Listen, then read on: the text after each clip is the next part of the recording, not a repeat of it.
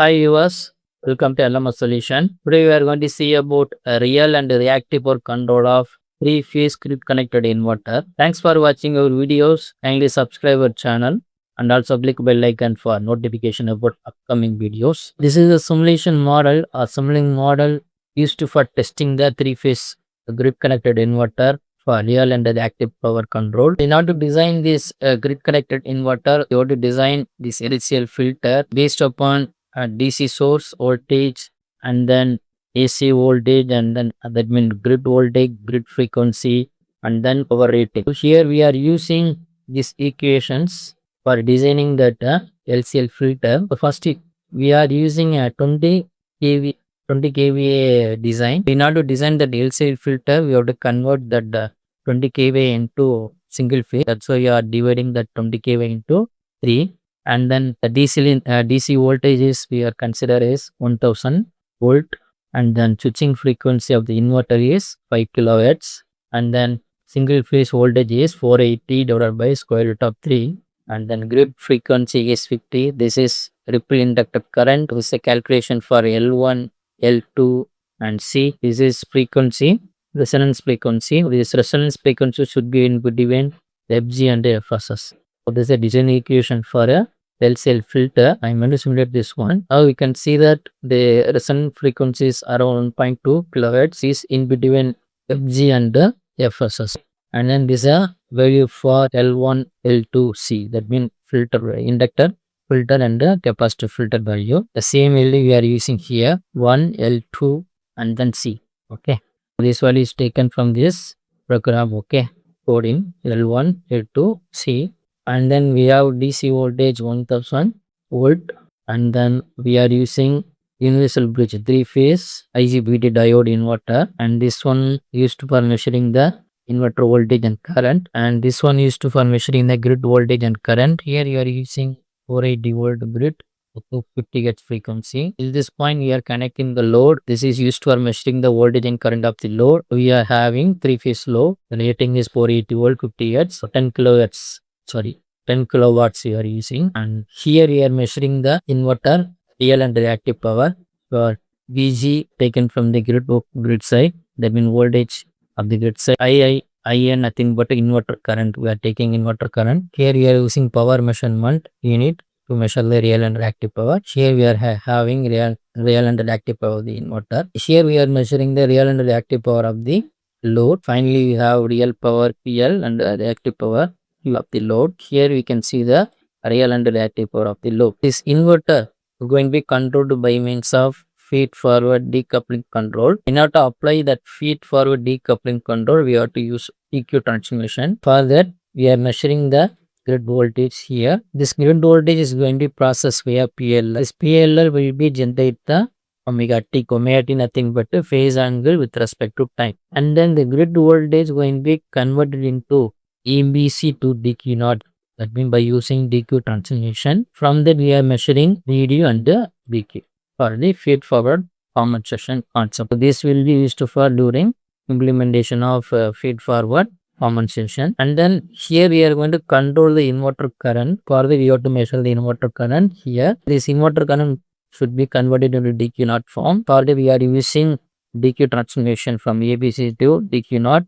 And then omega t is going to be taken from here. Finally we have ID IQ of the inverter current. Here you are measuring the single phase voltage and current, and then finally you have the single phase voltage and current here. In order to check the phase angle of that voltage and current, whether the inverter will supply real power or reactive power. In order to check that condition, we are measuring this voltage and current, single phase voltage and current. So next we move on to feed forward compensation.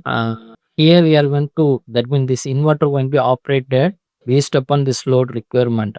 Based upon this load requirement, we are going to control this inverter. Further we are measuring PL and QL. The PL, by using the PL QL, we have to convert it into reference current. So that PL is multiplied with the 2/3 and divided by VD. Okay. So here we are getting ID reference. So ID reference nothing but the magnitude current of the real power load. Here you are having QL, reactive power of the load, is multiplied with the 2/3 and divided with the VD. and here we are having IQ reference. So IQ reference nothing but the magnitude current of the reactive power load. Next here we are having ID IQ of the inverter. This ID IQ going to be compared with the ID reference, IQ reference. After that, going to be processed via PA controller. This PA controller will be generate the control signal. The value for the PA controller is the 25 and 500. Here without two control signal from the PA controller, it going to be added with here only we are applying that feed forward compensation or decoupling decoupling control concept. Here we are separating this control signal with the IQ omega L. This is nothing but omega L 2 pi F L. L nothing but 0.011. That means addition of L1 and this L2 is going to be separated with this control signal. Finally, the outcome of this summing block going to be added with the VDA. This is a final control signal in the form of a direct axis. So the second control signal is going to be added with this ID omega L, and final outcome of this sum going to be added with the VQ. The output of this summer will be is a final control signal in the form of Q axis. This is nothing but a feed forward decoupling control. Finally, we have control signal in the form of D and the Q axis. So that going to be converted into actual ABC. Here we are having DQ naught to ABC conversion. So omega T going to be taken from the PLL. The final control signal in the form of ABC, it going to be processed via PWM generator. Here PWM generator we are using 2-level PWM generator. It will generate 6 pulse. Okay, and carrier frequency here we are considered as 5 kilohertz. Okay, so this output pulse going to be is given to this inverter. Okay, 3-phase inverter. So based upon this PWM pulse and control decoupling control concept, the inverter can supply a real power and reactive power to the load based upon this load condition. Next we are going to test the model. Here we are having real power load 10 kilowatts. Now we are going to check the system. I'm going to simulate the model. Here you can see that this is power from the inverter. Real power is 10 kilowatt. Load having real power is 10 kilowatt. Reactive power from the inverter is 0. The reactive power of the load is 0. And here you can see that the phase angle difference between this voltage current is 0. Both are in phase. That means that inverter only supplying the real power to the load side or grid side. Now I'm going to adding the reactive power in this system. That means I'm going to add reactive power around another 10 kilowatt. I'm going to add 10 kilowatt in the system. Let me check the results of the. Now you can see that real and reactive power of the load is around 10 kilowatt. Here you can see that the real power supplied from the inverter is 10 kilowatt. Reactive power supplied from the inverter is around 10 kilowatt. And also you can see that phase angle difference between the voltage and current. You can see the phase angle difference. There is it has some phase angle difference because now that inverter 3-phase inverter supplying the real and reactive power to the grid side or load side. Right? That's why the voltage and current having the phase angle difference. From that you can easily see that whether that inverter is working in supplying real power or real and reactive power. Next I'm going to check the same system with the change in load condition also. So I'm going to make a real power load and then I'm going to take another load. It's going to be connected via circuit breaker. I'm going to use circuit breaker here. I'm going to connect this load to this point and then I'm going to close the circuit breaker after 1 second. We will check the results. When load is added to the system, the inverter should supply that load demand.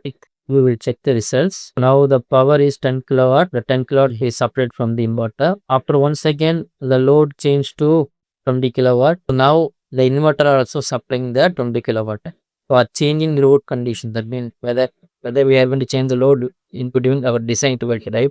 kVAr. The inverter can supply the demanded power. This is a working of that model, and also you can check that the current of the inverter to once again it having the current relevant to the 10 kilowatt. After once again the power is changed from 10 kilowatt to 20 kilowatt. That's why the current supplied from the inverter going to be increased. So this is working of 3-phase inverter That means real and reactive power control of three-phase connected inverter in the MATLAB simulation. Thanks for watching our videos. Kindly subscribe our channel and also click bell icon for notification about upcoming videos. Thank you. Thank you so much. Bye bye.